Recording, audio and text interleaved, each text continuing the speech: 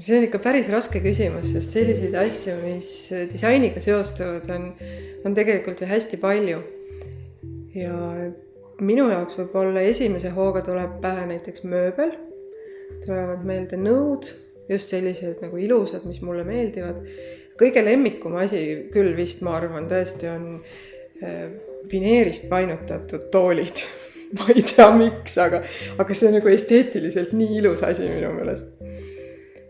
Ja siis mul tuleb meelde üks vahva kogemus disainiga seoses varasest noorusest, kui me vaeste üliõpilastena elasime oma mingite armetute kopikate eest Saksamaal natuke aega ja siis meil õnnestus käia Golani näitusel ja vaadata seal uhket disaini, väga ergonoomilisi asju kõiki ja kuidas me siis soetasime endale kujutades juba ette, et hambad tuleb varna panna, soetasime endale ühe klaasi, mis oli väga erilise kujuga ja siis, kui me seda uhkusega majaperena selle näitasime, siis ta ütles, et oi, aitäh, väga tore ja pani selle kappi ära. Et see on ka üks mälestus, mis mul disainiga seoses kohe meenub.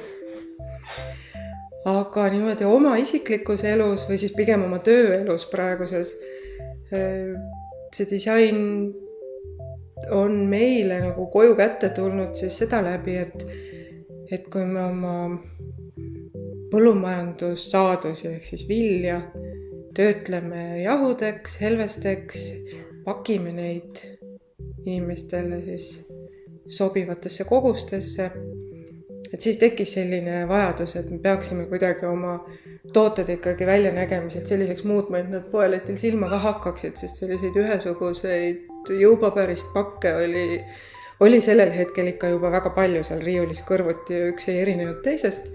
Ja no olgem ausad, jõupaberi juurde oleme me siiamaani jäänud.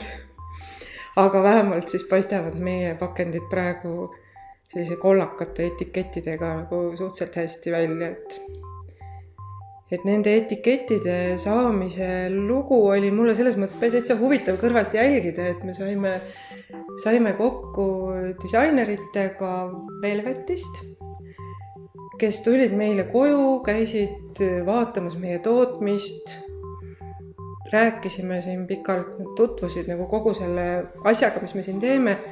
Ja siis, kui tuli esimene kavand, siis ma olin ikka väga üllatunud, sest et nad olid pannud tähele kuskil kuskil nurgas seisis üks vana selline ise käsitsi joonistatud plakat, mida me olime laatadel kasutanud. No selline hästi kõverate joontega mõned rukkililled ja siis ligati-logati kirjaga Kaarli talu sinna kirjutatud, aga see oli nagu hästi vahva tõdemus, et see oli see, mis nad olid kõrva taha pannud ja milleks nad olid selle meie pildi nagu oma panustamise ja oma sellise professionaalsusega vorminud, et see oli täpselt see, mida me tegelikult tahtsime.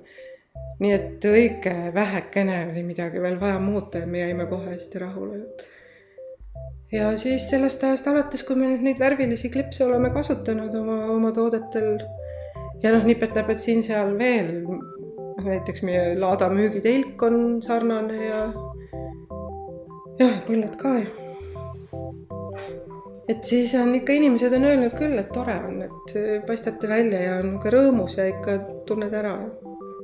Nii et meile on see otsest kasu tulnud.